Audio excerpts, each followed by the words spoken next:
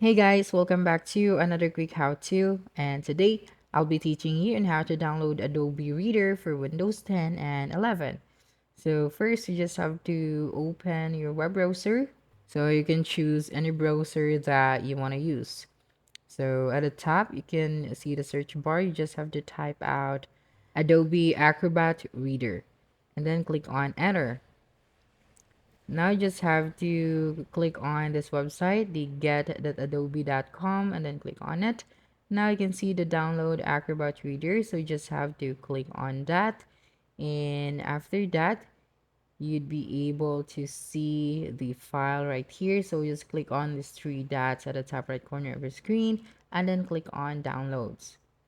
Now you can see your downloads right here. So just click on the reader to install it in your PC. So just click on this one, and after that you'd be able to see this section. So since I already installed this one, so I don't need to install that anymore. And that's a wrap.